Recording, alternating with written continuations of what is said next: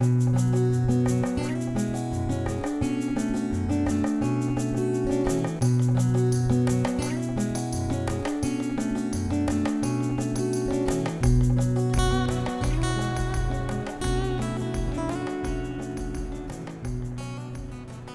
commune de Courgnoux, c'est un peu plus de 3000 hectares. Hein. Elle est située entre 330 mètres d'altitude et 950. Hein. Donc il y a une grande diversité climat, premièrement, puisqu'on est à la jonction de trois climats, le climat méditerranéen, le climat atlantique et le climat montagnard. Bon, première diversité. Deuxièmement, les altitudes, donc, entre 330 mètres et 950 mètres. Et ensuite, il y a une très grande diversité géologique. Donc, nous avons une partie calcaire, puisque nous avons la grotte de Vèze et la Roque Bleue. Et puis, nous avons des parties vers la montagne où c'est plutôt du schiste et mécaschiste. Donc il y a une très grande diversité de peuplement. On trouve du châtaignier, on trouve un groupement forestier. En totalité, il fait 566 hectares, mais il n'y a que 420 hectares sur la commune de Courgnoux. Enfin, je dis que, c'est quand même un très gros groupement forestier. Et ensuite, il y a l'ONF, donc l'ONF avec deux parties. Une partie vers le roc de Saint-Bosile, que nous avons ici, qui est à 750 mètres d'altitude. Et la partie Sommaille, donc il y a 500 hectares de nouveau de domanial. Voilà. Et puis le reste, ce sont des forêts privées. Alors en forêt privée, ce qu'on a beaucoup, ce sont des forêts de châtaigniers, parce que de tout temps, il y a eu une tradition sur les tuteurs de vignes, les piquets de vignes, donc les tuteurs, sur les cercles de barriques et sur les douelles, c'est-à-dire les planches qui servaient à faire les tonneaux et les foudres. Historiquement, en 1914, il y avait 1000 hectares de forêt et 2000 hectares de terrain cultivé. Et aujourd'hui, les choses se sont inversées. On a à peu près 850 hectares de terres agricoles et un peu plus de 2000 hectares de forêt. Donc dans les 2000 hectares de forêt, on trouve à peu près 7 à 800 hectares de châtaigniers. On se trouve avec une forêt de châtaigniers pratiquement à l'abandon, on va dire. Alors il y a quelques vergers qui sont encore entretenus, quelques taillis qui sont aussi entretenus, mais ils ne sont plus coupés comme à l'époque, tous les 15 ou 18 ans. L'intérêt, ce serait d'avoir une sylviculture dynamique, c'est-à-dire de les éclaircir pour faire du bois d'œuvre. Parce que le châtaignier est un arbre, est une essence à venir, à mon sens, c'est une essence à venir pour deux raisons essentielles. La première, c'est qu'il résiste beaucoup mieux à la sécheresse et aux fortes températures, dont on nous parle de réchauffement climatique. Et ça peut être un avantage dans certains cas pour le châtaignier. Et la deuxième, c'est que les normes maintenant font qu'on ne peut plus utiliser des produits de traitement des bois en général. Et le châtaignier, lui, compte tenu de sa forte teneur en tanin, n'a pas besoin d'être traité. Il résiste aux insectes xylophages et donc il n'y a pas besoin de traitement. À mon avis, c'est un atout pour le châtaignier, c'est que vu qu'on ne peut plus utiliser des produits extrêmement efficaces, le châtaignier sera une essence qui permettra d'avoir des bois d'œuvre sans traitement. Il y a un très gros potentiel. Bon, le problème, c'est qu'à une certaine époque, on a planté des essences et le châtaignier a été planté dans des endroits qui ne lui conviennent pas particulièrement. Donc là, il est particulièrement dépérissant. Donc je crois qu'il faut abandonner ces parties-là, peut-être changer et trouver d'autres essences mieux adaptées au climat et aux altitudes. Et donc, par contre, dans des parcelles, donc, je mène une expérience entre guillemets, mais je mesure les arbres. Enfin, mon père avait commencé en 1992 et on mesure les arbres tous les ans. Et on compare les accroissements des différentes essences. Donc, c'est vrai que le douglas pousse beaucoup mieux que le châtaignier, mais le châtaignier pousse aussi bien que l'épicéa, surtout dans nos altitudes. Par exemple, l'an dernier, qui était une année de sécheresse, j'ai constaté que le châtaignier avait beaucoup mieux résisté que le douglas et que les autres essences. Enfin, douglas, épicéa, chêne, cèdre, mélèze. Donc je mesure 7 ou 8 essences comme ça. Je prends une trentaine d'arbres dans la parcelle. Et puis je fais des moyennes. Et donc par exemple l'an dernier, le châtaignier a perdu, on va dire, 30 à 40% de son accroissement. Et ensuite, les douglas, par contre, certains arbres n'ont pas du tout grossi. Donc les douglas ont particulièrement souffert de la sécheresse. Alors si globalement, le douglas, lui, a perdu 70% de son accroissement l'an dernier, une année de sécheresse comme l'an dernier, donc qui était particulièrement difficile, ça prouve bien que certaines essences ont un potentiel nettement supérieur à d'autres. Et je crois qu'il faut s'inspirer de ça pour savoir ce qu'on doit planter et de quelle essence il faut s'occuper. Et pour ma part, je suis persuadé que le châtaignier est une essence d'avenir. Voilà. Le problème, c'est que les forestiers raisonnent toujours un petit peu au jour le jour, alors qu'il faut se projeter 30 ou 40 ans. Voilà. Et le problème, c'est que dans 30 ou 40 ans, on ne sait pas quelle essence sera demandée. Par contre, ce qu'on peut dire, c'est que des essences comme le châtaignier ont un potentiel nettement supérieur à beaucoup d'essences qui sont aujourd'hui plantées. Dans le village, à une certaine époque, dans les années, à partir des années 60, dès qu'on passait dans le village, on voyait des piles de piquets de vigne devant toutes les maisons pratiquement, car tous les gens de Martomis, toutes les familles, que ce soit du cantonnier à l'instituteur, à l'ouvrier d'usine, tout le monde sur le temps qu'ils avaient de libre produisait des piquets de vigne pour se faire un revenu supplémentaire. Ça faisait rester les gens aussi au pays. Et bon, malheureusement, du moment que le piquet de vigne n'a plus lieu, quand ils ont changé le mode de plantation, tout s'est arrêté d'un coup. Il n'y a eu que moi qui ai subsisté en changeant de travail un peu. Enfin, toute ma vie, j'ai quand même essayé de travailler sur le bois. À l'âge de 15 ans, j'ai travaillé à Marquitte en tant que salarié. Marquitte, à ce moment-là, a été planté en arbre fruitier. Et entre les arbres, tant qu'ils étaient petits, on faisait des récoltes de maraîchers, des pommes de terre et tout ça. L'hiver, on comblait les intempéries et les journées perdues pour ce qu'on appelait l'arboriculture. On faisait des piquets de vigne. Tout était fait à la main. Ils se coupaient le bois avec des haches. Ils débitaient le bois avec des scies à main et ils refendaient tout à la hache, tout, c'était le piquet de vigne, tout fait main, mais qui restait rentable. À ce moment-là, comme il y avait un grand nombre de personnes qui exploitaient le bois, la forêt était, si l'on peut dire, entretenue naturellement, vu qu'ils exploitaient le bois en coupe à blanc, ça se reproduisait de soi-même. Mais on voyait que la forêt était entretenue par rapport au passage de débardage et à la vie des gens qui exploitaient le bois. La population est pratiquement toujours la même qu'il y a 50 ou 60 ans en arrière, mais ce n'est plus le même genre de travail et de personnes qui habitent le village. Les gens qui habitent le village travaillent surtout à l'extérieur. Sur le village, il n'y a plus aucune activité, ou pratiquement plus. Quoi. Du moment qu'il n'y a plus d'exploitants forestiers, ou très peu, puisqu'on n'en a pratiquement qu'un sur le village, on a des gros problèmes sur les chemins forestiers. C'est qu'on a été critiqué à l'époque, tout ce qu'on exploitait du bois, d'abîmer les chemins. Mais à ce moment-là, tous les chemins étaient praticables, même presque en voiture. Aujourd'hui, il n'y a pratiquement plus d'exploitants, et les chemins, ils ne sont même pas praticables bientôt à pied.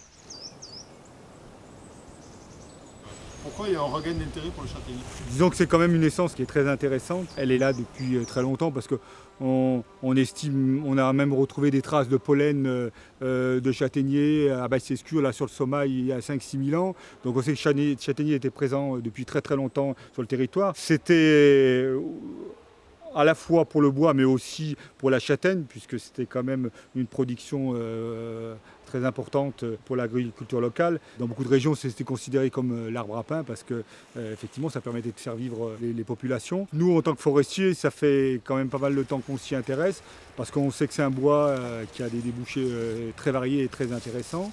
et puis qui peut pousser quand même relativement rapidement et donc donner du bois d'œuvre de qualité assez rapidement. Il y a eu pas mal de méthodes qui ont été mises au point qui permettent de produire du bois d'œuvre, du bois de sciage, avec des techniques d'éclaircie et donc pour valoriser au mieux les peuplements de châtaigniers existants.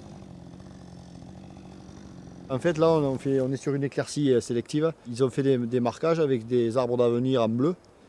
Et après, ils ont marqué des arbres en orange il faut couper, mais des fois, ils ont trop marqué. Donc, je laisse des arbres qui sont jolis, même s'ils sont marqués pour les abattre. Comme c'est un peu vieux, donc on peut couper un peu plus parce que de toute façon, on va voir comment ça évolue, quoi. Parce que c'est déjà un peu tard comme éclaircie. Ça a une vingtaine d'années et on va voir comment ça évolue. C'est pour ça que je le laisse à peu près entre 800 et 1000 hectares. Quoi. Il faut savoir que tous les propriétaires qui ont plus de 25 hectares de forêt ont l'obligation d'avoir un document qui s'appelle le plan simple de gestion.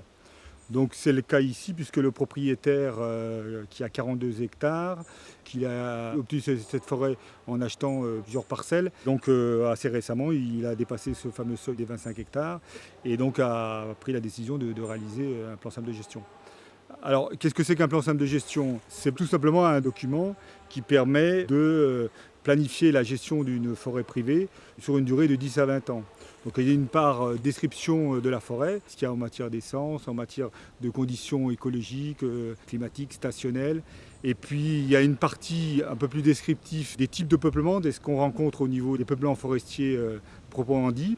Et puis le gros du document, c'est justement planifier pour cette période de 10 à 20 ans les travaux, les coupes et tout ce qui peut être fait pour améliorer et puis aussi pour qu'on ait une récolte la plus régulière possible de bois sur la propriété.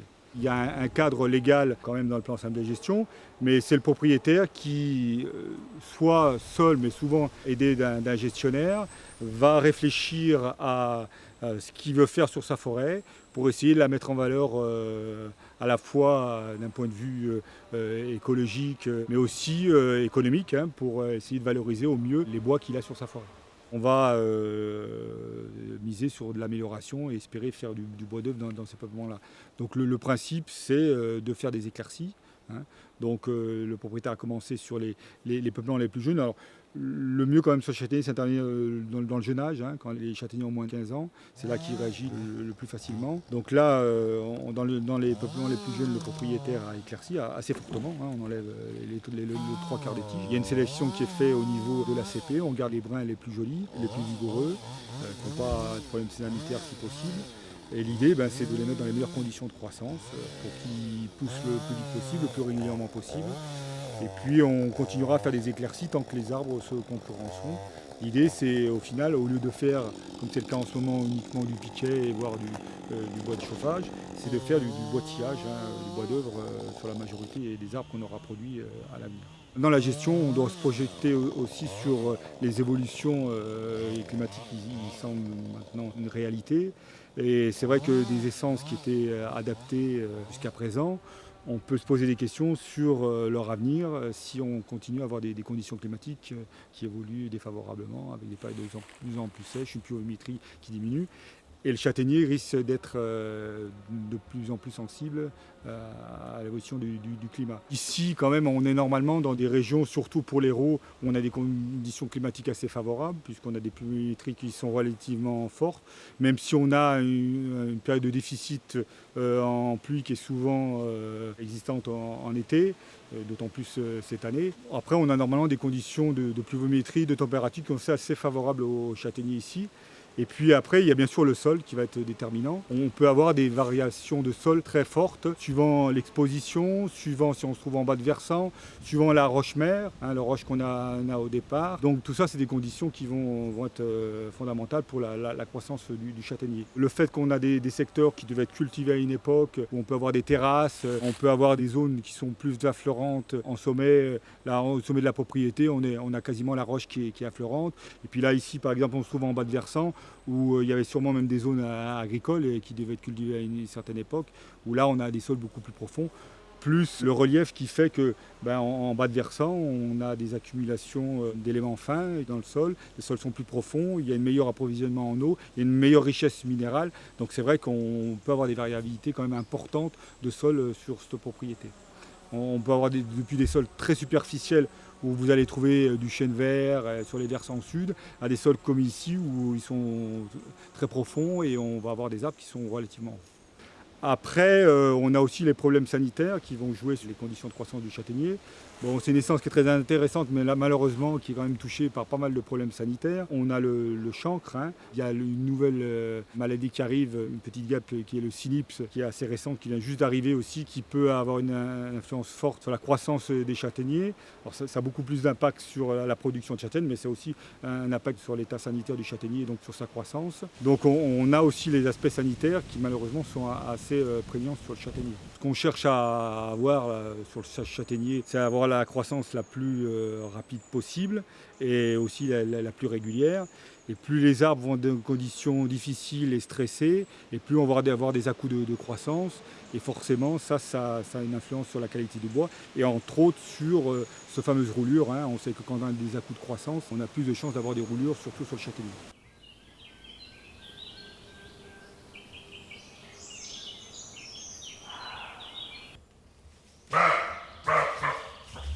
L'aspect synergétique est fondamental, surtout quand on fait des boisements. Sur les peuplements de châtaigniers existants, on a rarement des problèmes parce que on a, même si on peut avoir quelques rejets quand on coupe les châtaigniers, des rejets qui sont frottés entre autres par le chevreuil ici qui est relativement présent. Là où ça a le plus d'impact, c'est sur les plantations. Si on sait qu'il y a du chevreuil, ça nous oblige à mettre des protections si on fait des plantations et puis aussi adapter la gestion pour éviter qu'il y ait le maximum d'impact des chevreuils sur les arbres qu'on veut favoriser.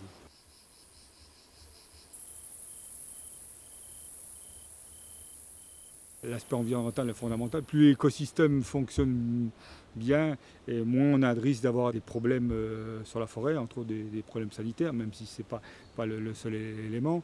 Donc on a tout intérêt à avoir une forêt qui est plutôt mélangée, avec des âges différents, avec des essences différentes.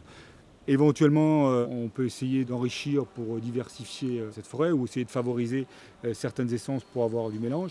Alors c'est pas toujours facile avec le châtaignier parce que le châtaignier il est tellement vigoureux, surtout quand il est traité en taillis comme c'est le cas ici. Quand on le coupe, il rejette très rapidement, donc les rejets ils peuvent faire jusqu'à 3 mètres la première année, donc il laisse peu de place aux autres essences qui pourraient venir enrichir le châtaignier. Donc il va falloir au niveau de l'action du forestier essayer d'éclaircir en favorisant d'autres essences pour maintenir cette variété.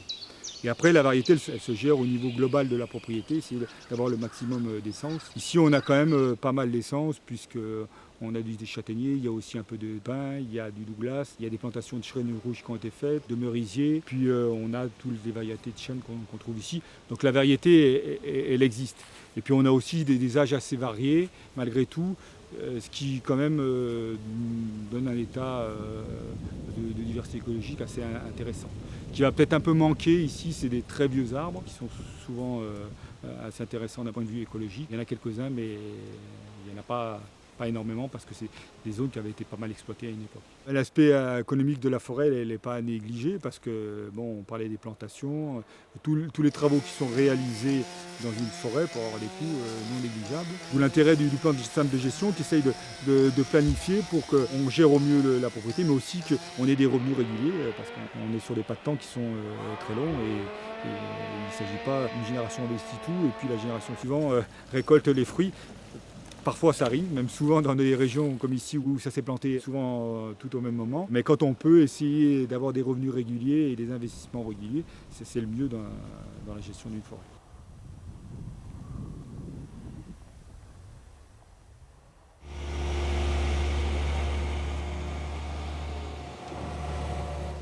Je suis scieur de long depuis bientôt près de 30 ans. Et donc la particularité de scieur de long, c'est que je me déplace avec un massy mobile sur tout le secteur, tout le massif forestier, du monde de la Corne, Montagne Noire, grosso modo tout le Haut-Languedoc. La scie mobile, en fait, j'ai rien inventé. C'est ce qui se faisait depuis la nuit des temps. Avant, il n'y avait pas de moyen de transport. Et donc, c'était plus facile de transporter un produit fini que de la grume. Et donc, depuis les scieurs de long qui faisaient ça à la main à l'époque, après ça s'est mécanisé. Et puis, avec l'arrivée du pétrole et de l'énergie fossile, on va dire, les scieries se sont sédentarisées. Puis après, il y a eu une volonté politique aussi de monter des grosses unités et de supprimer le petit artisanat. D'après les renseignements que j'ai eus, la dernière scie mobile qui a tourné en Le Tarn, c'était en 1963. J'ai repris le flambeau, mais avec du matériel un peu plus moderne. Lequel matériel j'ai fabriqué, en grande partie. Cet artisanat-là, il est garant d'une qualité, d'une polyvalence, de quoi? Et c'est surtout s'adapter à la demande du client, s'adapter à la matière première et au projet de charpente, de construction qu'a le client. Par rapport au projet qu'on a de construction ou d'utilisation du bois, c'est important de connaître l'historique du bois. Mais oui, ne serait-ce que pour savoir l'époque de coupe où il a été coupé. Si ça a été coupé en pleine sève, à lune montante, on diminue la longévité de l'ouvrage par rapport aux agressions d'agents pathogènes ou d'insectes. Bon, dans le châtaignier, lui, il a la particularité d'être bien résistant. Mais toujours, si on veut mettre tous les atouts de son côté, respectons l'inventariat. Hein. Les anciens ils travaillaient comme ça. Donc, ils avaient réfléchi avant nous. Hein. Le châtaignier, c'est vraiment un bois. On fait tout avec. Et depuis petit, pour faire les paniers, etc., jusqu'à la charpente, jusqu'à du parquet. En plus de ça, il nous nourrit. C'est l'arbre le plus polyvalent. Mais il n'est pas trop industrialisable. Quand on travaille le châtaignier, même la sylviculture, ça se réfléchit. Un des gros avantages du châtaignier, en plus de pousser relativement vite, c'est un bois très durable. Avec les tanins, c'est un bois qui résiste dans le temps, qui a une résistance mécanique importante. Je dirais le principal défaut, il est nerveux. Il y a beaucoup de bois à tension. Mais toujours pareil, c'est surtout dans les bois jeunes. Dès qu'on est dans des bois très âgés, un peu gros, il y a beaucoup moins de bois de tension. Le gros défaut qu'il a, c'est la roulure. Ça, qui est assez rédhibitoire. Et même complètement rédhibitoire, un peu pour toutes les utilisations. La nodosité, ça peut être joli, ça peut passer dans une grosse pièce charpente, un poteau, même qu'il y ait des gros nœuds, c'est pas gênant. La pièce travaille au niveau de la charpente, c'est un travail en compression, en traction, en flexion, où on va tolérer la présence de nœuds ou pas. Et ensuite, il y a des bois qui peuvent être cintrés, et là c'est un atout pour faire par exemple des linteaux. En utilisant le cintre qui va renforcer la solidité de la pièce charpente.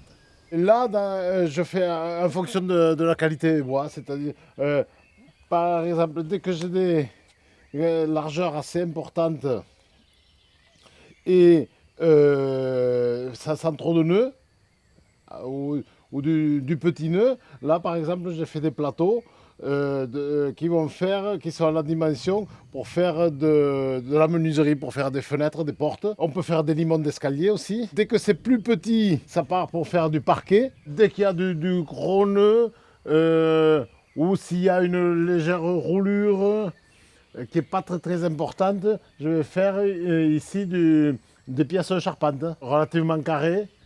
Comme ça, en plus, ça permet de garder un peu de flash, de tirer juste. Et comme elles sont carrées, on les orientera en fonction de la déformation de la pièce de bois qu'elle aura et qu'elle subira lors du séchage. Ici, on a une pièce de bois là, qui a du chancre. Voilà, c'est un arbre que, je ne sais pas pourquoi, est-ce qu'il a subi un choc, etc. Il y a un peu de chancre. Mais là, dans une grosse pièce comme ça, En charpente, ça passe très bien, il n'y a pas de souci. Un défaut comme ça n'est pas rédhibitoire sur la charpente traditionnelle.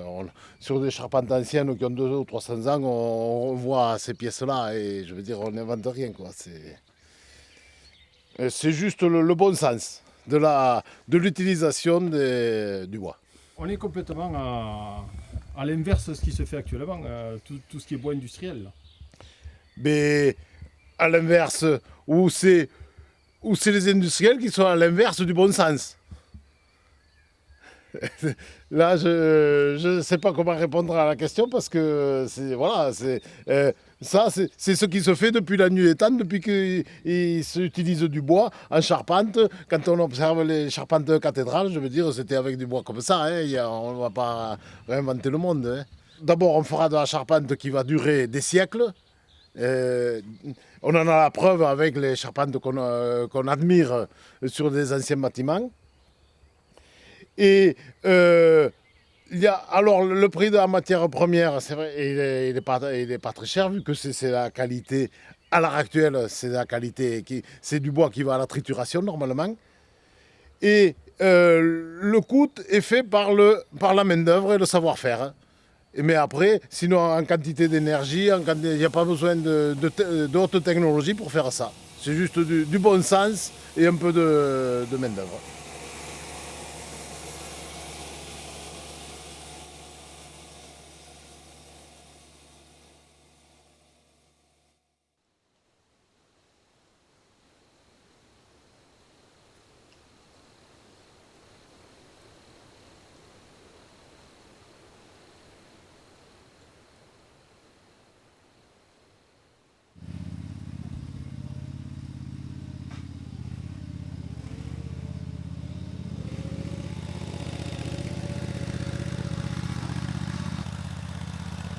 Cette forêt de châtaigniers, là, vous sert, à vous, apiculteurs? Nous sert à nous, aux abeilles. En plus de ça, au point de vue apicole, la forêt de châtaignier, ça permet d'allonger la saison parce qu'ici, dans l'Hérault, au moment de la floraison du châtaignier, il n'y a pratiquement pas d'autres espèces mellifères, d'autres que le châtaignier. Et grâce au bois et aux emplacements aménagés, on peut prolonger la saison. Ici, dans la région de l'Hérault, c'est la seule mielée qu'il y a en ce moment. Tout est sec et là, le châtaignier en étant un arbre robuste, il permet normalement, quand il fait beau, d'avoir une montée de nectar nécessaire pour pouvoir faire vivre nos colonies. Il n'y aurait pas le châtaignier, il n'y aurait pas la dynamique, elle ne pondrait pas aussi bien. Les abeilles se mettraient en hivernage l'été, ça veut dire que la colonie, en ne voyant pas de source de nectar, elle s'arrêterait à pondre et automatiquement passerait l'été avec population très basse. En plus de nous apporter du nectar pour les colonies et un peu de miel, ce rôle de polliniser le châtaignier offre aux producteurs de châtaignes des récoltes beaucoup plus conséquentes et de meilleure qualité.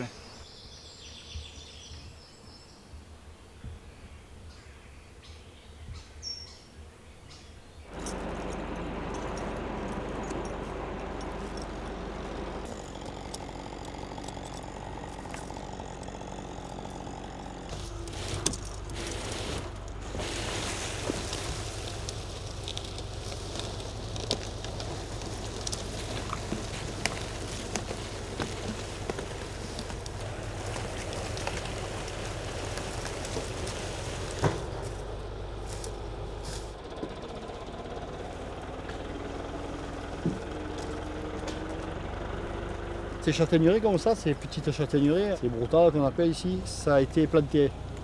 Avant, il y avait beaucoup de châtaigneries à fruits. Ils ont tout rasé parce que ça ne servait plus.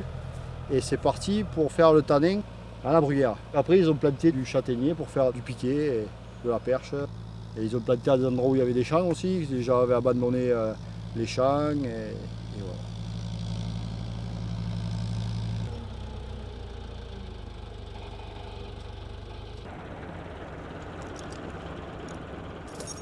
On est sur une châtaignerie qui produit des fruits, là, ou pas? Non, pas du tout, non. C'est une châtaignerie qui produit que du bois parce qu'en fait, les arbres sont jeunes déjà, donc ils ne produisent pas de fruits. Là, avec l'éclaircie qu'il y a eu, à des endroits où j'ai peut-être un peu trop enlevé de bois, ils sont un peu stressés, donc ils vont produire peut-être du fruit pour pouvoir se ressemer après. Quand ils ne sont pas nombreux à l'hectare, ils fabriquent des cônes ou des graines pour pouvoir se reproduire. C'est donc le stress qu'on appelle le stress de l'arbre, c'est ça tout seul, donc il va produire du fruit pour se reproduire. Après, en vieillissant, il fabrique du fruit parce qu'ils vieillissent. Ils sentent qu'en vieillissant, il faut qu'ils fabriquent du fruit pour pouvoir faire pousser des jeunes. Et pourquoi avoir abandonné le fruit? Et en fait, le fruit, après, il y a l'industrie qui est arrivée. Et les gens, ils n'ont plus besoin de faire leur farine, de manger, quoi. Ils ont acheté à la place de produire. Olivier, qu'est-ce que tu fais là? Je viens de trier mes perches là, et je les ai coupées. Et maintenant, je les dispatche avec ça, c'est pour faire des piquets à 1,80 m. Et après, à compter des perches pour les ostréiculteurs. Voilà, je trie. Après le débardage, j'amène les longueurs là, je les découpe alors avec 1 mètre comme celui-là, à 1,80 m, avec 5 si c'est pas joli. Et après avec des perches de 7 mètres pour les ostréiculteurs. Voilà. Et là, à ce moment-là, j'ai tout recoupé là, les trois tirs que j'avais fait avec le tracteur. Et je trie, celui-là je veux le mettre en tuteur pour faire du 1 mètre. Il y a des tuteurs de vigne. Et voilà. Je trie en fait quand il y a des morceaux qui n'est pas joli comme celui-là. Ou je le mets à un chauffage, ou je fais un bout de 50 pour faire un bois de chauffage aussi à 50. Là ça partira en bois de chauffage pour 1 mètre. Voilà. Et ça quand c'est joli comme ça, je le mets au sillage pour faire un piquet de clôture. Voilà, là j'en aurai 2.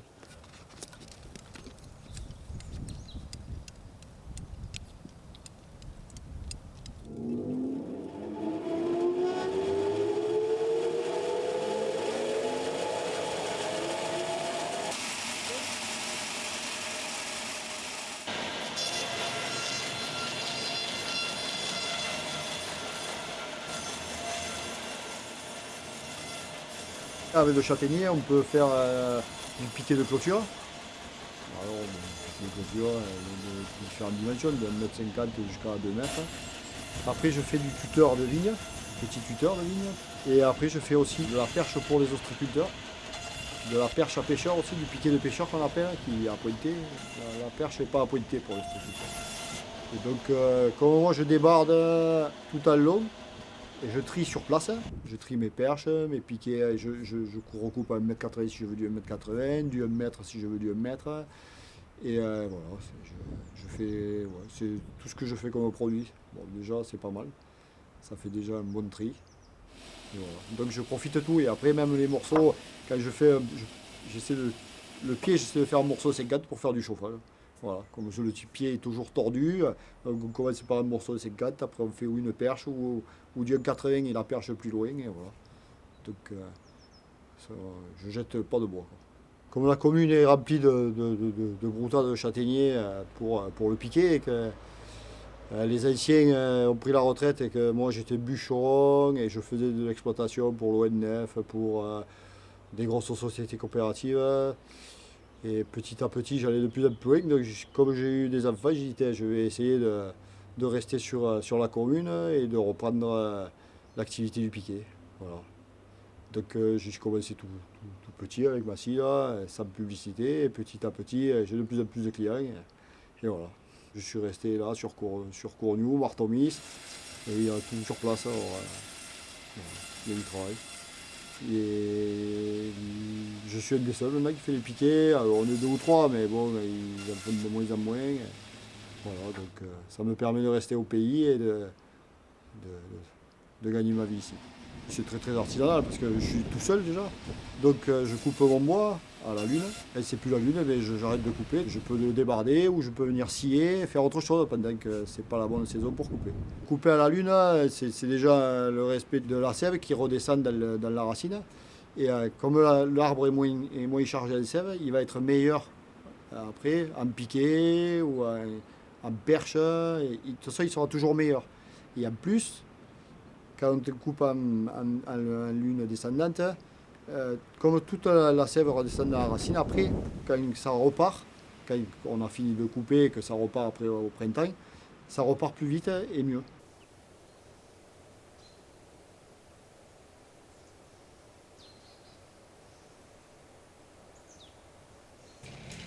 Donc il y a des zones que tu peux écarter des équipes, hein. Il y a des Donc là, c'est une formation pour adultes, des personnes qui sont en reconversion professionnelle. Donc, du coup, on a à peu près tous les âges, hein, le plus jeune à 20 ans et le plus âgé à 50 ans. Ils ont 10 jours de chantier, ils ont commencé par des chantiers Douglas relativement faciles, enfin simples en tout cas. Là, on est sur un chantier différent. Le palarécio n'est pas difficile à abattre, mais la configuration fait que c'est un peu plus technique parce qu'il y en a beaucoup de châtaigniers dessous. Donc là, on a plus de danger. On a commencé un chantier d'exploitation forestière, donc c'est une coupe rase de palarécio. On va couper tous les pins. Ils sont en âge d'être exploités et le propriétaire souhaite en fait faire repartir le châtaignier dessous. Sur la région, en fait, on est sur les terrains à châtaigniers, les palaréciaux ici ne sont pas naturels. Donc c'est le choix du propriétaire de revenir à une végétation un peu plus naturelle. Le palarécio, à l'origine, c'est un bois qui était utilisé en charpente. C'est un excellent bois de charpente, mais il est très lourd. Il faut que les qualités mécaniques soient bonnes aussi, il faut qu'il y ait eu un élagage ou au moins pas des trop gros nœuds. Ici, en fait, on les a laissés pousser et il n'y a pas eu vraiment de sylviculture. Donc on a des gros nœuds. Donc malheureusement, si on ne les suit pas au cours de leur vie, la valeur ajoutée baisse. Ou en tout cas, elle n'augmente pas. Donc c'est des bois qui vont être... Des gros bois pourront être sciés pour faire du poteau, peut-être. Hein. Bon, je n'ai pas demandé au scieur ce qu'il allait en faire, c'est que lui-même ne sait pas encore ce qu'il va en faire. Et les bois un peu plus petits, si on a trop de gros nœuds, ce sera sûrement des qualités de coffrage et bois d'emballage, donc de la palette.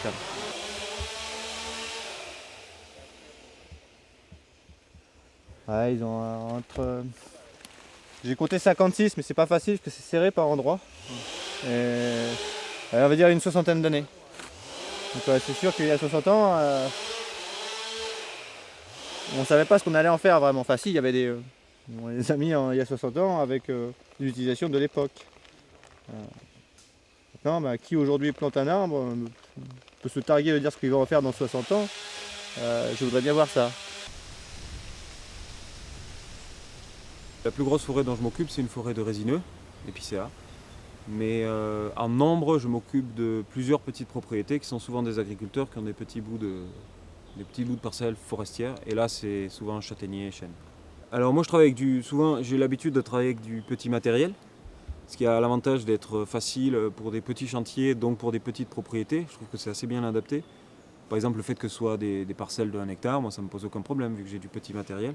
Donc ça fait des petits volumes. Et en général, le plus simple pour aller après ça, c'est le sciage mobile, parce que ça permet de valoriser des petits volumes très hétérogènes. C'est facile de trouver un acheteur, des usages locaux, pour valoriser ces petits lots. Alors les châtaigneraies à bois, ce qui me semble important, c'est que dans ces châtaigneraies qui sont un peu vieillissantes, et surtout face au changement climatique, c'est important de minimiser les traumatismes qu'on peut faire en coupant du bois, quoi. Donc souvent dans les forêts dans lesquelles j'interviens, il y a souvent beaucoup d'arbres un peu branchus, des gros monstres, mais on ne peut pas tous les couper en même temps. Donc, et pour moi, c'est important de faire ça progressivement, d'améliorer la qualité, et puis petit à petit d'enlever ces arbres qui ont payé leur place, disons. Mais même certains, il faudra en laisser quoi, pour le bien-être de l'écosystème. Il y a des gros spécimens qui sortent à un moment donné. Savoir d'où ils viennent, j'ai l'impression que c'est quand même souvent de la génétique. Ouais, j'ai cette impression-là. Il y a des arbres qui sortent vraiment du lot, qui n'ont pas de chancre, pas de roulure, qui montent droit, et ça, je ne peux pas l'expliquer. Alors est-ce qu'ils ont une souche qui soit moins épuisée? Peut-être. Je ne saurais pas dire. On est dans un fond de vallon, donc assez frais, avec un sol qui est profond, limoneux, sur des schistes. Il y a des sources partout, donc il y a de l'alimentation en eau. Même s'il fait sec l'été, je ne pense pas qu'il y ait de problème d'eau. Je pense qu'il y a un gros potentiel de production d'arbres de châtaigniers quoi, qui ont vraiment un bon sol ici. Et les arbres aussi, aujourd'hui, il y en a beaucoup qui ne sont pas très jolis. En partant sur une nouvelle génération d'arbres issus de graines, il y aura moyen d'obtenir quelque chose de vraiment de beau peuplement. Voilà, mais c'est un travail de longue haleine. Ça veut dire qu'une châtaigneraie qui peut être assujettie à du bois de chauffage par exemple, peut devenir une châtaigneraie qui va donner du bois d'œuvre Moi je crois beaucoup à ça, quoi. L'étape qui est difficile, c'est de partir sur cette nouvelle génération d'arbres et à ce qu'il y ait une bonne proportion d'arbres qui soient issus de graines, parce que j'ai l'impression que quand on recèpe un châtaignier, c'est le même individu qui va repartir. Donc avec l'épuisement de la souche et tout ça, j'ai la conviction que je n'ai jamais pu vérifier que si on repart sur des nouveaux individus qui sont issus de graines, une nouvelle diversité génétique, on va arriver à produire quelque chose de nouveau. Concernant le bois d'œuvre dans le châtaignier, ce qu'on peut en dire aujourd'hui, c'est que c'est une filière qui est relativement petite. C'est une petite filière, la filière bois d'œuvre, en tout cas dans le sud-est de la France. Aujourd'hui, dans l'immensité des surfaces de châtaignerie qu'on a dans le sud-est de la France, il y en a une petite partie qui est capable de produire du bois d'œuvre. Donc ce sont les châtaigneries qui sont situées sur les terrains à une bonne altitude, avec une exposition plutôt fraîche et avec des sols assez profonds, avec une bonne réserve en eau. Et sur ces terrains-là, on peut appliquer une sylviculture, donc accompagner les arbres, de sorte à favoriser les arbres de meilleure qualité, qui eux, à terme, pourront rentrer dans la filière bois d'œuvre. Aujourd'hui, si je veux produire du bois d'œuvre, donc si je veux accompagner un arbre pour qu'il ait des dimensions et des qualités qui vont avec la filière bois d'œuvre, il va falloir d'abord que je vienne couper autour de cet arbre-là d'autres arbres de moins bonne qualité. Et aujourd'hui, la filière bois énergie nous permet de commercialiser ces arbres de moins bonne qualité. Donc, cette filière nous permet aujourd'hui d'améliorer, d'augmenter nos surfaces qui pourront produire du bois d'œuvre. On est sur le parc naturel régional Périgord-Limousin, qui est un territoire très boisé avec plus de 34% de forêt et la moitié des boisements est constitué de taillis de châtaignier. En Périgord-Limousin, le châtaignier est surtout présent sous forme de taillis, avec près de 30 000 hectares de taillis sur un peu plus de 60 000 hectares de forêt. Donc on est vraiment sur un type de peuplement qui est très très présent, qu'on voit partout.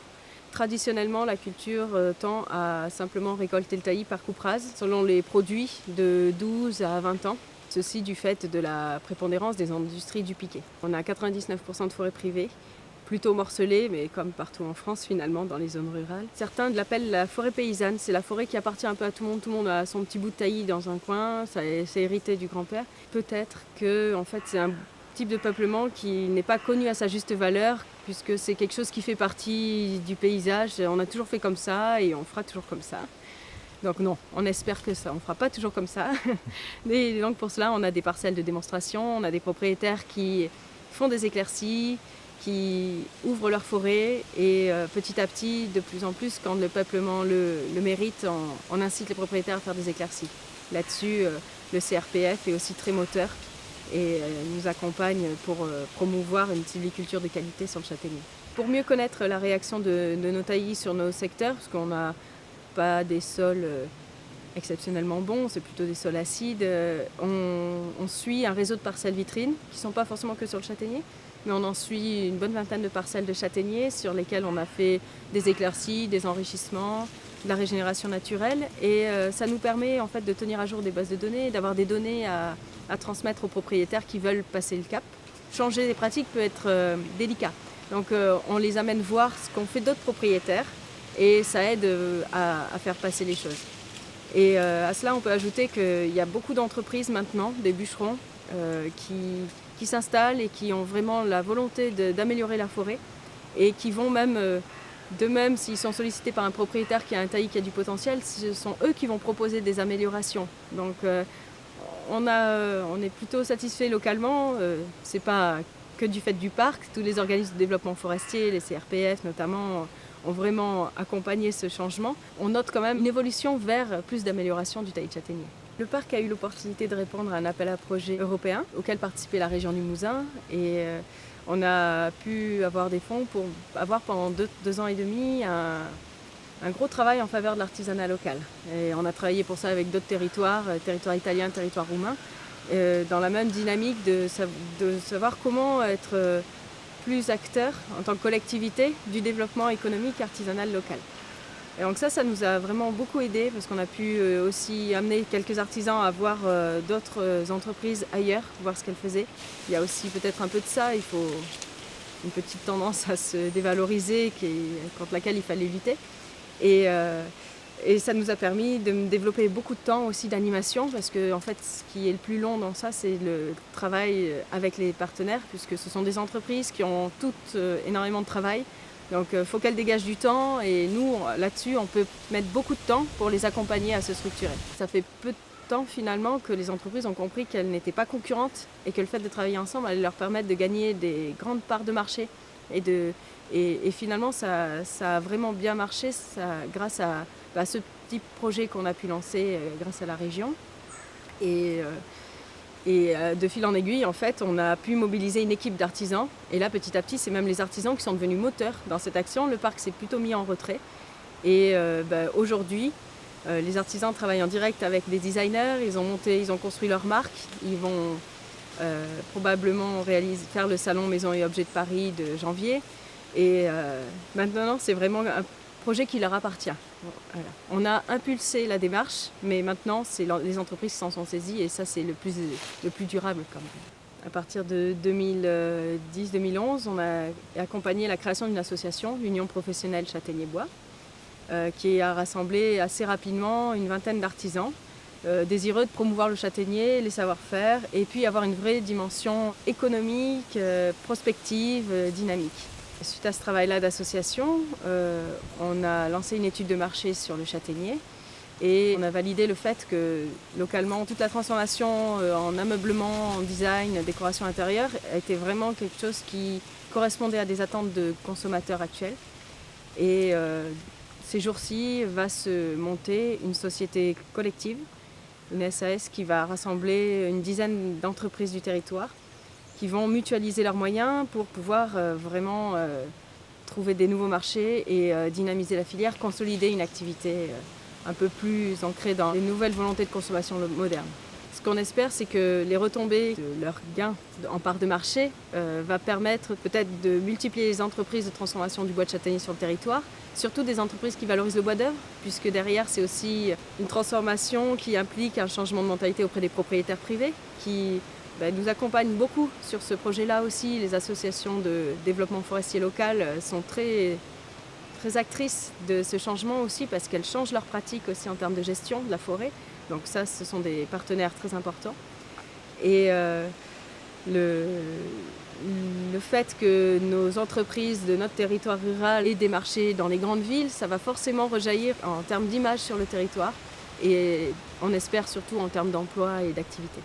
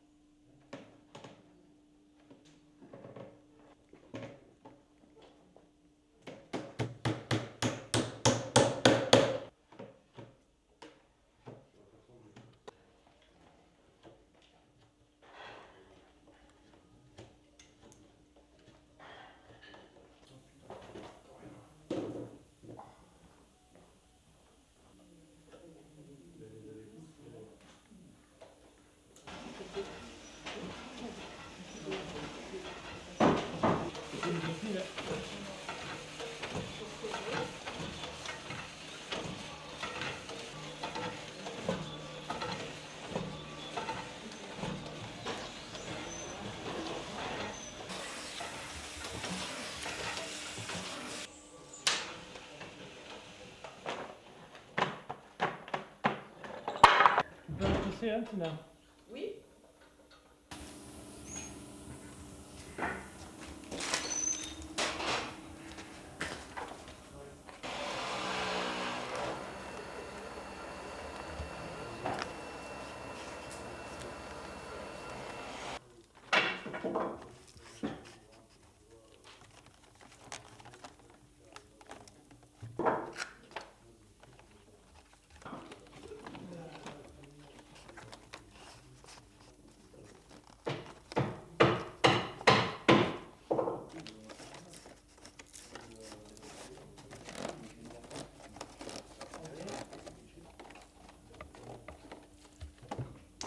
voilà, j'ai terminé.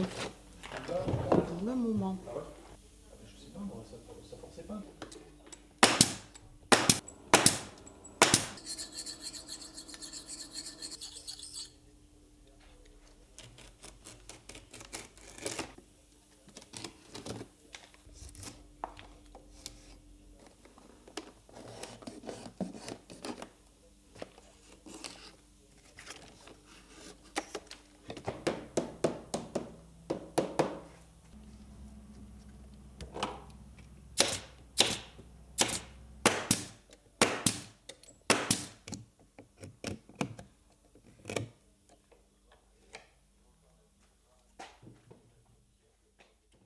On fabrique ce que vous voyez là, donc du mobilier principalement. Après on peut être amené à faire d'autres choses pour faire de l'habillage comme avec la lamelle ou avec du châtaignier, parce que le châtaignier a la faculté d'être plié, d'être travaillé et d'être coloré, tout ce qu'on veut. C'est un bois qui est très facile à travailler, donc voilà. On part d'un taillis, ce qu'on appelle un taillis. Alors le taillis, c'est du châtaignier qui pousse sur une souche, qui peut avoir, nous on l'utilise entre 4 et 5 ans. Après il a d'autres utilités, comme pour faire un piqué, il va être beaucoup plus vieux. On part de ce châtaignier là qu'on va couper à la tronçonneuse, qu'on va cuire à la serpe et qu'on va charger à la main, sans mécanisation, pour pas blesser le bois, pour pouvoir l'utiliser sereinement sans que ça casse tout simplement.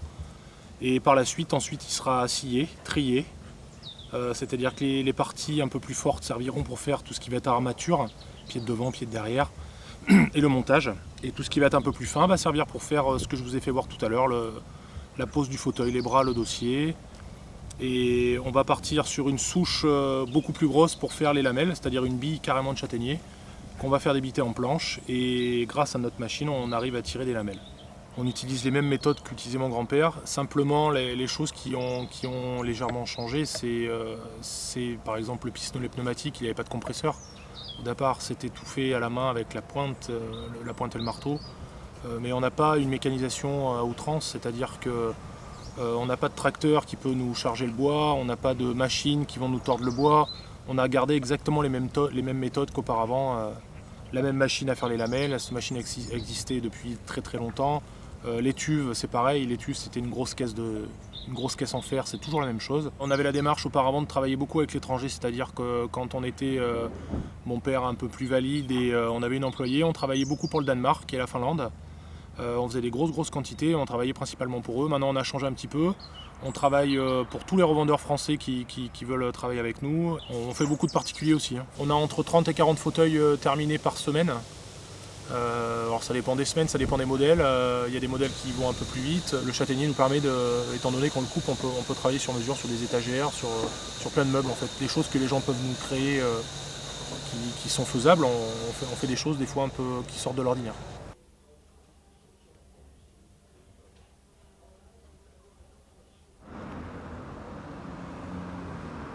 Cette entreprise est d'abord une entreprise qui est tournée vers la personne handicapée, c'est ce qui justifie de sa dénomination d'entreprise adaptée. Ma première vocation, c'est de permettre à des personnes qui ont une déficience ou mentale ou physique de pouvoir s'insérer dans le monde du travail. Donc cette entreprise travaille le châtaignier, travaille aussi l'espace vert, travaille aussi le conditionnement, on a plusieurs métiers. Et pourquoi le métier du bois et le châtaignier? Parce que c'est mon ancien métier. Et voilà pourquoi j'ai pensé, en connaissant très bien un métier, pouvoir le faire réaliser à des personnes qui ont très peu de compétences. Parce que ça permet de mieux comprendre ce qu'ils ne comprennent pas, tout simplement. Et puis le châtaignier est un arbre emblématique de la région et il me semblait, il y a 22 ans, l'âge de la création de cette entreprise, il me semblait qu'on pouvait redynamiser le châtaignier. Aujourd'hui, c'est pari gagné quelque part, puisque on travaille à quasiment 100% le châtaignier ici dans cette entreprise adaptée. J'ai fait une grosse erreur dans ma vie, c'est de penser que des handicapés pouvaient se jumeler avec le châtaignier, mais l'erreur n'est pas si grave que ça, puisque j'ai réussi quelque part. Il faut savoir décomposer la tâche jusqu'à ce qu'une personne puisse faire une opération. Alors parfois, sur toute une opération de fabrication d'un meuble, d'un ouvrage divers, il y a plein d'étapes. Et le tout, c'est de savoir qu'est-ce que la personne handicapée, quelle étape elle peut faire. Et parfois, c'est surprenant. Et découvrir chez une personne handicapée ce qu'elle peut faire est quelque chose de très passionnant. Vous allez du stockage du bois jusqu'à la finition? Oui. Alors, principalement dans la seconde transformation, c'est-à-dire le bois, les arbres qu'on a abattus, qui sont passés à la scierie, et c'est à partir de là qu'on travaille le châtaignier, principalement. Alors, la vannerie, c'est un tout autre domaine qui n'a rien à voir, si ce n'est que c'est toujours du châtaignier. Mais là, on va dans des taillis, on prend des bois beaucoup plus petits qu'on élève pour faire des éclisses qui feront elles-mêmes les paniers. Alors, le travail de la seconde transformation, pourquoi on a un tel panel? Parce que le secret dans le châtaignier, c'est que c'est un bois qu'on pourrait qualifier de rare. On a rarement des gros morceaux, des grandes planches, etc. Donc, si on ne veut pas avoir trop de pertes, il faut exploiter toutes les pertes, justement. Et c'est ce qui donne naissance à des tas de petits objets qu'on voit dans cette vitrine, qui ne sont que le recyclage, j'allais dire entre guillemets, de chutes. Valorisation des chutes. Qui nous amène avec de l'imagination à faire plein de choses qui peuvent être vendues, puisque c'est quand même ça le fin mot de l'histoire. En domaine du châtaignier, finalement, on vend beaucoup à des touristes qui passent sur cette route Richard-Cœur de Lion, sur laquelle nous sommes. Mais on vend aussi aujourd'hui beaucoup par internet, des gens qui nous commandent parce qu'ils tapent châtaignier, ils ont entendu parler du châtaignier, et on sait qu'on n'en trouve pas partout, mais qu'en Limousin il y en a, et quand ils tombent sur la boutique à Probois, enfin boutique virtuelle à Probois, effectivement ils découvrent des tas de produits, ça leur donne envie de commander chez nous. Donc on expédie très largement. On travaille aussi pour des professionnels du châtaignier, c'est-à-dire des menuisiers dans les environs qui veulent faire une paire de volets et qui viennent chercher des bois triés chez nous, parce que le secret dans le châtaignier, c'est le tri. Il faut énormément trier le châtaignier. Donc comme on a des produits très très divers, ce qu'un menuisier ne va pas vouloir pour faire sa paire de volets, nous on le passera dans autre chose. Mais en même temps, il n'y a rien qui se jette en fait. Non. Non, parce qu'il y a un tri qui est très conséquent. Toute chute est mise de côté, et quand on a des petits ouvrages à faire, on va reprendre dans les chutes à cette condition-là, quoi.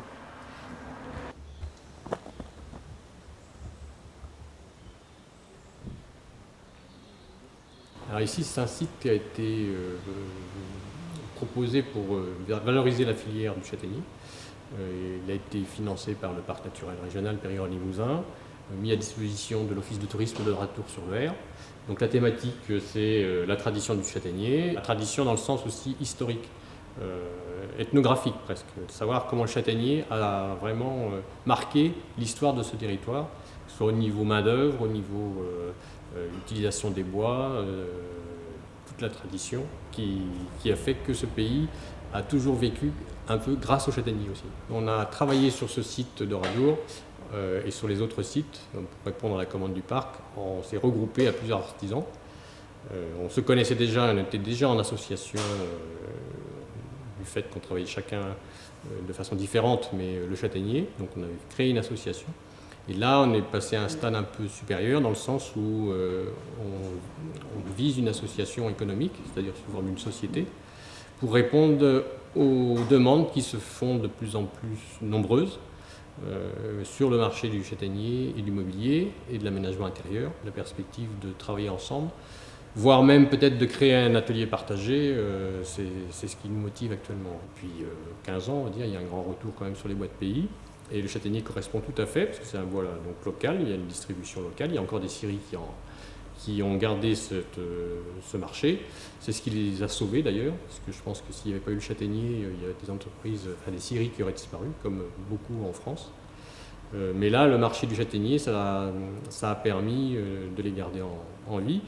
Et moi maintenant, ça représente 80% de ce que je fabrique, c'est du châtaignier. Alors qu'au départ, je pense que j'étais à 30-40%. Il ne faut pas imaginer utiliser le bois de châtaignier comme le chêne au niveau des dimensions, des sections, ou les autres bois de pays qui sont...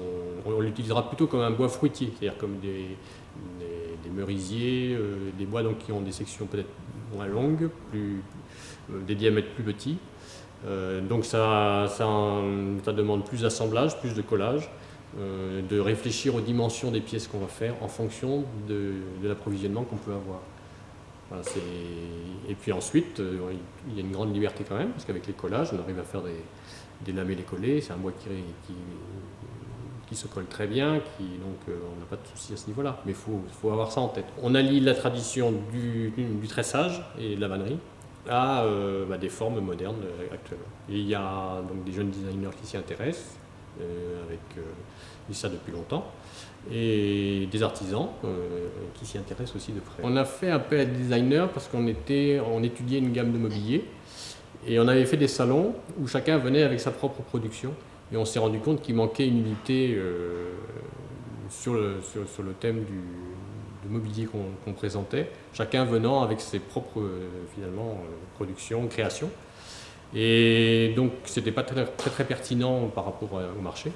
Donc là, on a demandé à un couple de designers de travailler, mais en s'inspirant de ce que nous, on pouvait faire. On n'a pas fait la démarche de rentrer dans leur création complètement. Après, économiquement, on a déjà une grosse demande individuellement.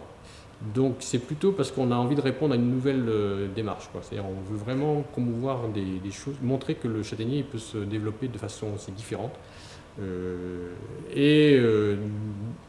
Je pense aussi dans l'idée de transmettre nos entreprises, de les pérenniser avec des jeunes qui pourraient continuer sur ce thème-là, sur la création, oui. Parce qu'il y a une forte demande. Et sans même encore produire des choses nouvelles, on a déjà un intérêt sur ce que nous on fait individuellement. Les collectivités, pas toujours, mais de plus en plus répondent à cette demande de la société, c'est-à-dire d'utiliser des bois locaux dans les aménagements qu'ils proposent. Alors après, on rentre dans la ligne des marchés publics, donc il faut. Mais tout compte fait, je crois qu'ils se rendent compte quand même que la filière est quand même très dynamique et donc elle peut avoir sa place et répondre dans les marchés publics et être en concurrence, il n'y a pas de souci là-dessus. Après, il suffit qu'après il y ait une volonté politique de dire on utilise des bois locaux et on soutient la filière. Et non, on a répondu à pas mal de marchés déjà. Oui. Moi j'utilise le châtaignier du début à la fin dans tous les diamètres, que ce soit du 5 cm ou du 40 cm. Voilà. Au niveau de ma production, donc, tout ce qui est déchets est broyé, réutilisé pour chauffer et l'atelier, ce qui permet de faire du collage et d'alimenter un séchoir à bois. Donc je scie, je sèche mon bois, je vais jusqu'à la réalisation finale, la fabrication, sauf sur certaines parties que je sous-traite avec des collègues artisans. Donc l'objectif, c'est quand même que le bois qui rentre ne ressorte que en produit fini ou en déchets valorisables en chauffage. J'ai un vrai attachement au châtaignier, c'est un produit qui répond vraiment au circuit court bois local, avec de la main-d'œuvre locale, avec un vrai savoir-faire, qui ensuite est un bois que les gens connaissent ici comme étant en Limousin, comme étant un bon bois, mais c'est un peu réservé à la clôture, on va dire, au piquet, alors qu'en réalité, au niveau technique, il a bien plus de qualité que ça, et avec des matériaux modernes, on en fait un vrai matériau du XXIe siècle. Donc c'est parmi les meilleurs bois du monde en extérieur, et quand on utilise des colles ou des méthodes de cintrage modernes, on arrive à faire des choses. Il n'y a pas tellement de rivalité, on ne peut pas avoir un bois équivalent. On a parmi un des meilleurs bois du monde, en réalité. C'est par exemple le cas d'un contreplaqué de châtaignier que j'ai développé il y a quelques années avec l'aide du Conseil régional du Limousin, de la Chambre des métiers de la Haute-Vienne. C'est un produit qui a été fait à mon idée, sur le principe de ce qu'on fait déjà en lamellé collé ou en contreplaqué. On a essayé différents types de colle, différents types de cintrage, et on est arrivé à ce matériau qui a été testé donc, sur la plateforme bois à Égleton, puisque comme il y a eu des crédits nationaux, la contrepartie c'est de pouvoir faire tester la forme, et cette forme-là a été testée comme étant le contreplaqué le plus solide du monde. Alors ça, quelque part, ça n'a pas tellement de valeur parce que c'est de toute façon pas industrialisable, ça reste un produit artisanal car il y a beaucoup de tri, c'est assez complexe à mettre en œuvre. C'est pas non plus brevetable parce qu'on révélerait notre savoir-faire et ça n'a aucun intérêt, et puis on ne peut pas être copié de toute façon. Et donc ce contreplaqué a été testé comme étant le plus solide du monde, ce qui révélait surtout que le bois de châtaignier a des valeurs intrinsèques que ceux qui le travaillent connaissent bien, mais qu'il faut arriver à expliquer. Alors à expliquer aux gens qui ne connaissent pas le châtaignier, mais à expliquer aussi aux gens en Limousin, par exemple, qui travaillaient en vannerie, en piquet de clôture, qui savent que globalement c'est un bon bois, mais il est bien meilleur que ce qu'on imaginait encore.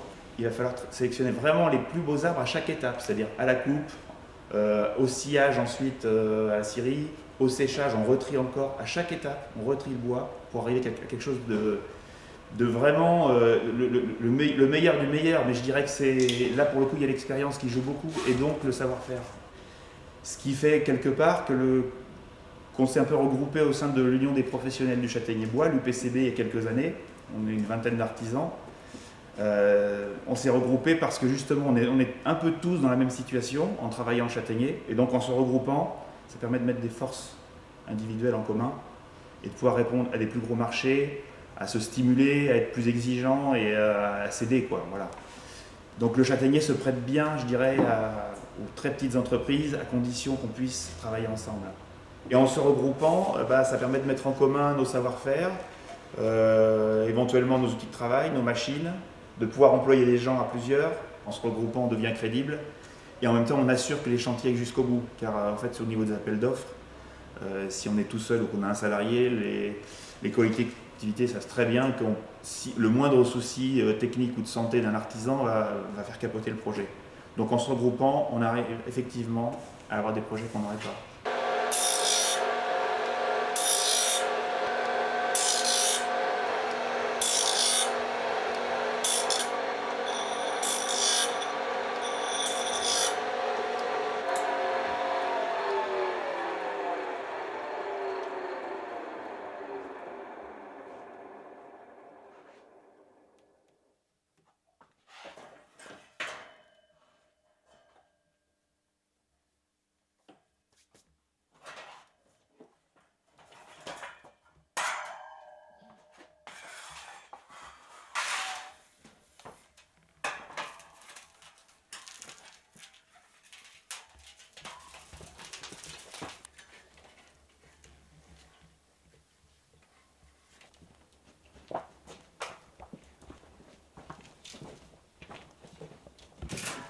Que tout ça, c'est pas trop le sujet de...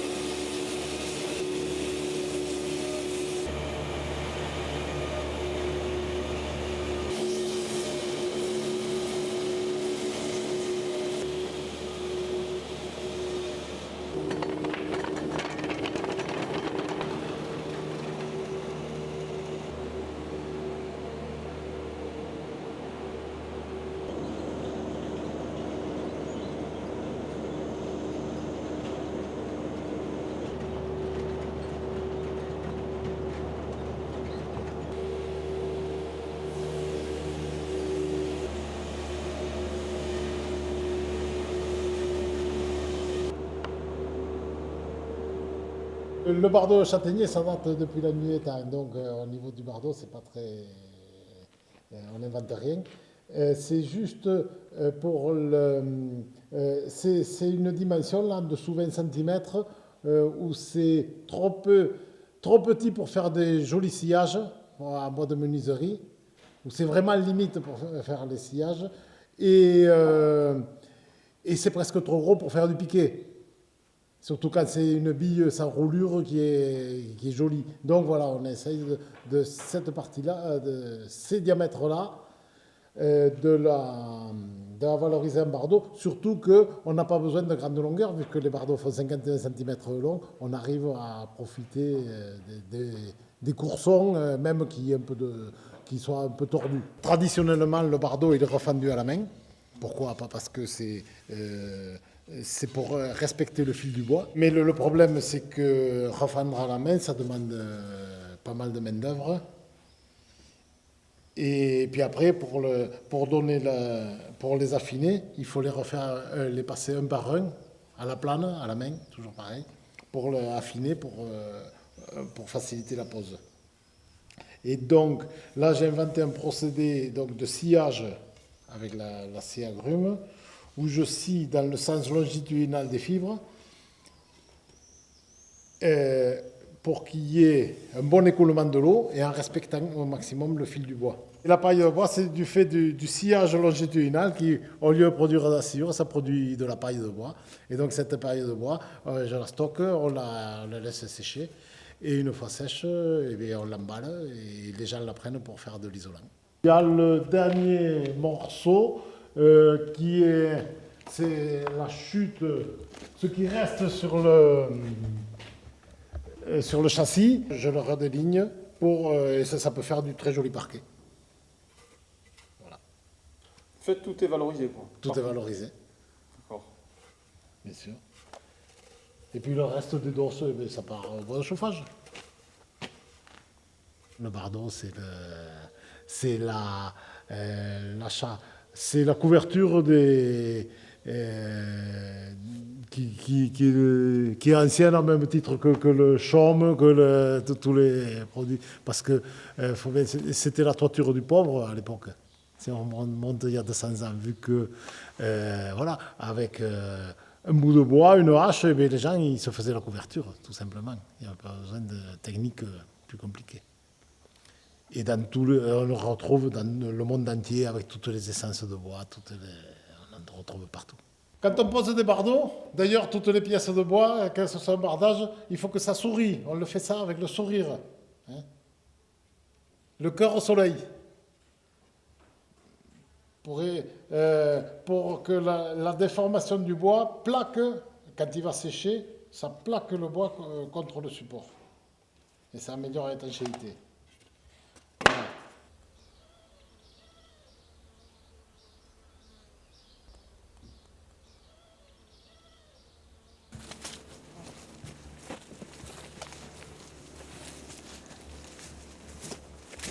Nous, ce qu'on souhaiterait au niveau du parc naturel régional du Haut-Languedoc, c'est surtout remettre en place des espaces où la châtaignerie pourrait se développer, revitaliser cette exploitation de la châtaigne pour avoir plusieurs productions, production de châtaigne, mais aussi production de bois d'œuvre, parce qu'il y a certains scieurs qui utilisent le bois de châtaignier, et aussi pour du bois énergie, c'est-à-dire le bois de chauffage, etc., dans des chaudières en plaquettes ou autres. La première charte forestière du parc, c'était de 2008 à 2015, c'est principalement un document qui permet de travailler sur la gestion d'une filière bois sur l'ensemble d'un territoire. Il y a le volet économique, la charte forestière, c'est-à-dire qu'est-ce qu'on fait du bois qu'on a sur notre territoire, comment on le développe. Il y a le volet social, parce que la forêt, c'est pas que de l'économique. Il y a aussi ce volet social avec l'accueil de personnes dans les espaces forestiers, et puis il y a un aspect patrimonial. Il faut savoir que sur le territoire Occitanie, le parc régional est un territoire qui produit le plus de bois en Occitanie. L'Occitanie est le deuxième territoire de France à produire du bois aussi. Donc, en moyenne, c'est 60 à 70% du territoire qui est peuplé en forêt. Ce qu'on souhaiterait développer, c'est surtout, dans l'ensemble de la filière bois, le bois construction actuellement. On est en train de valoriser au niveau du Massif central une marque, la marque des bois du territoire du Massif central, pour dire, voilà, quand on fait une construction, on souhaiterait qu'on utilise du bois, ce qu'on appelle le bois local. Mais le bois local, nous, quand on entend par local, c'est sur un périmètre de 100 km à peu près. Hein. Nous, ce qu'on veut, c'est développer les scieries, développer les deuxième et troisième transformations. Le programme de la charte forestière de territoire du parc a décliné de nombreuses actions qui sont sous 3 axes. La valorisation de la ressource bois du Haut-Languedoc par une gestion forestière dynamique et durable, on se lance dans la durabilité de la filière. Le développement d'une gestion du patrimoine forestier adapté à tous les enjeux environnementaux. Et en troisième point, la conciliation des différents usages de la forêt. Le programme Forecast, c'est un programme qui appartient à ce qu'on appelle les projets LIFE. Donc les projets LIFE, c'est des projets qui sont financés par la Commission européenne et qui concernent des thématiques autour de l'environnement et de la nature. Donc nous, on appartient à ce programme LIFE pour le projet Forecast, qui est en fait un projet qui a pour but globalement d'adapter les forêts au changement climatique. Le but du jeu, c'est de proposer des outils qui permettent aux gens d'adapter leur gestion forestière. Un des outils principaux qu'on développe, c'est une application mobile. Donc cette application mobile, elle permet aux propriétaires, gestionnaires forestiers sur le terrain de se géolocaliser. Et cette application pourra leur dire, par exemple, s'ils ont planté du Douglas à l'endroit où ils sont, est-ce que c'est une essence à risque pour les années à venir ou pas, en fonction du contexte local, en fonction du climat, vraiment à l'endroit de leur parcelle. Ou alors s'ils sont dans une parcelle sur laquelle il n'y a rien encore pour le moment, la parcelle a été récoltée, il faut reboiser. Ça va pouvoir leur proposer toute une liste d'essences, et pour chacune de ces essences, un peu, est-ce que c'est d'un point de vue climatique, d'un point de vue sol, d'un point de vue météorologie, plutôt une bonne idée de la planter là, ou est-ce que ça va être risqué? Et c'est pas uniquement, le but du jeu, c'est pas de donner l'information à l'instant T, pas de la donner maintenant, mais de se dire que quand on plante un arbre, on peut le récolter dans 50, 60 ans, etc. Donc de prendre en compte l'évolution du climat et de se dire peut-être que votre plant, si vous le plantez maintenant, ça va aller niveau climat, mais ça n'ira pas dans 50 ans, donc c'est peut-être pas une bonne idée de mettre cette essence-là à cet endroit-là. Donc ça, c'est un des outils qu'on développe, cette application qui va s'appeler donc Forecast by BioClimSol, puisqu'elle utilise un moteur de calcul en fait qui s'appelle BioClimSol. Ce qu'on développe aussi, c'est des tests grandeur nature. Donc on a sur 22 parcelles un peu partout dans le parc du Haut-Languedoc, des endroits où on va tester de nouvelles essences par exemple, qui n'ont peut-être pas été plantées jusque-là, parce qu'étant donné que le climat change, il faut qu'on adapte le type d'essence qu'on plante. On teste aussi des mélanges d'essences, parce qu'on s'est rendu compte qu'une forêt, lorsqu'il y avait plusieurs essences, plusieurs espèces d'arbres qui étaient plantées au même endroit, elle résistait mieux aux perturbations, elle pouvait mieux résister au changement climatique. Donc on teste ça par rapport à des cultures un peu monospécifiques, comme on faisait jusqu'ici. Et on teste aussi des nouveaux itinéraires sylvicoles. Par exemple, on va sur des parcelles essayer d'éclaircir plus que d'habitude. On se dit que s'il y a moins d'arbres, peut-être qu'ils consommeront moins d'eau et qu'ils résisteront mieux à la sécheresse. On va aussi pouvoir élaguer plus, donc pour les mêmes raisons, s'il y a moins de branches, moins de feuilles, l'arbre consomme moins d'eau. Et le troisième type d'itinéraire sylvicole qu'on peut tester, c'est des trouées de régénération, c'est-à-dire qu'on va aller dans des forêts, on va enlever les arbres à un endroit et on va laisser à cet endroit-là la forêt se régénérer naturellement. Ce qui fait que les arbres qui vont pousser à cet endroit-là, ce sont des arbres qui ont été produits par les autres arbres autour qui ont déjà résisté au changement climatique qui existe, donc ils seront peut-être plus résistants aux conditions climatiques futures. Donc ces tests grandeur nature, c'est une autre de nos actions. Niveau action, on a aussi créé un plan d'action en cas de crise climatique sévère. Donc c'est un plan d'action pour les propriétaires, gestionnaires et élus qu'on leur distribue gratuitement. Et ça leur donne la liste des structures à contacter si on remarque par exemple un événement climatique sévère, une sécheresse sévère, comment est-ce que ça se passe, comment s'organisent les cellules de crise, etc. Et une dernière action très importante qu'on met en place dans Forecast, c'est des actions de communication et de sensibilisation. Donc ça passe par une exposition pédagogique itinérante dans tout le parc, par des conférences, par des colloques qu'on organise aussi, donc pour le grand public comme pour les professionnels, déjà pour les sensibiliser à la thématique du changement climatique, parce que tout le monde n'est pas convaincu que le changement climatique arrive, tout le monde n'est pas convaincu que l'homme peut avoir un effet là-dessus. Donc on essaie de sensibiliser à ces thématiques-là et aussi de diffuser tout simplement tous ces outils, toutes ces actions qu'on propose, parce que c'est bien de créer des outils, mais si personne s'en sert, ça ne va pas servir à grand-chose. Donc c'est un peu les grandes actions, les grands volets du projet Forecast.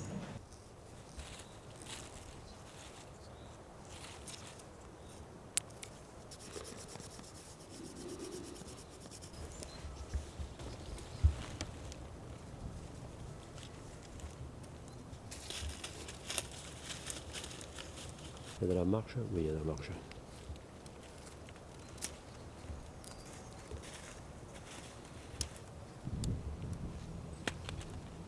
Le Fauché-Fort, c'est une association de formation. Alors le sigle, c'est Formation à la gestion forestière. C'est-à-dire c'est une association qui met en place des formations avec des aides. Alors à l'époque, il y avait des aides de l'État. Maintenant, c'est uniquement la CVO.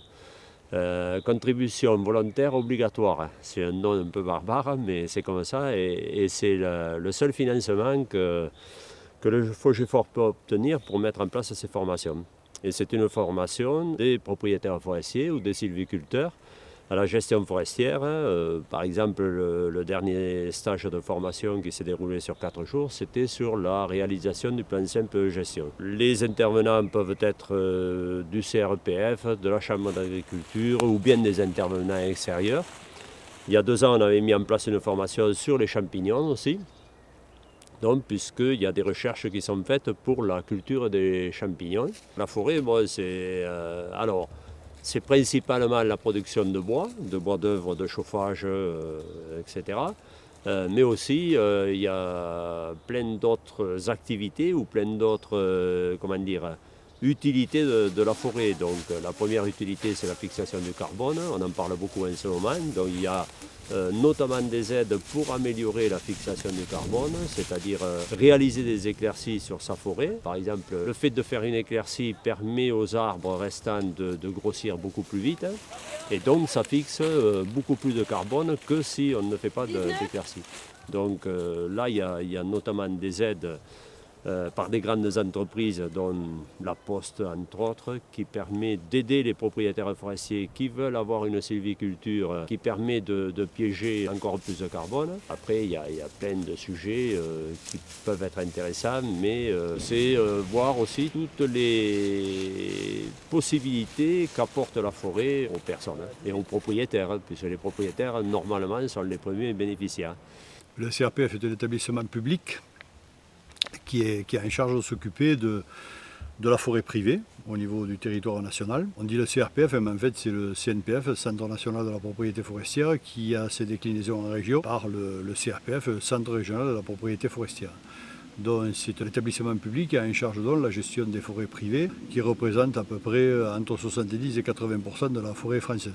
La vocation de cet établissement, c'est d'aider les propriétaires forestiers à la gestion forestière. Ça va de l'établissement de documents de gestion, et aussi c'est la formation des propriétaires au cours de diverses réunions de terrain. C'est un soutien aussi, un soutien fort aux propriétaires pour tout ce qui concerne la gestion de leur forêt, que ce soit la desserte, que ce soit l'exploitation, que ce soit la gestion en général de la forêt privé. Le CRPF, c'est une de ses vocations, de conseiller le propriétaire sur les avantages qu'il peut avoir en termes de défiscalisation, en termes d'aide aussi pour la propriété, pour sa forêt. Tout ce qui touche en fait à la forêt, que ce soit d'ordre fiscal, d'ordre financier ou d'ordre d'investissement, il est là pour apporter des conseils. Aujourd'hui, on essaie de trouver des débouchés pour ce châtaignier. D'abord, essayer de le préserver, parce que le châtaignier fait l'objet, avec le réchauffement climatique, de nombreux soucis sanitaires. On a des endroits où pratiquement tous les taillis sont en train de périr.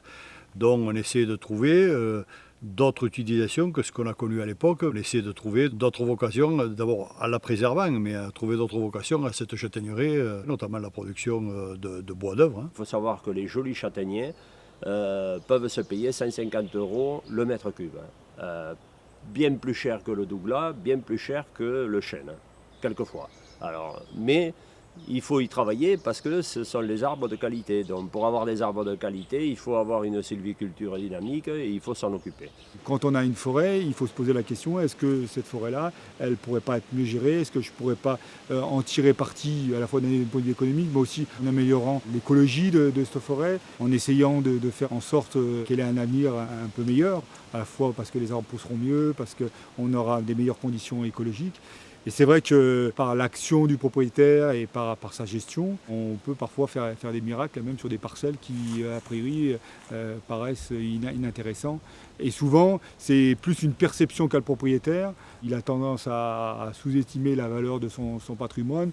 Pour lui, c'est souvent du taillis qui ne vaut pas grand-chose. Puis quand on commence à aller le voir, on lui explique ce qui peut être fait, ce qui peut en ressortir au niveau de la qualité des bois, au niveau des essences, lui donner un peu de perspective. On a souvent des propriétaires qui après s'investissent et cherchent à améliorer leur forêt.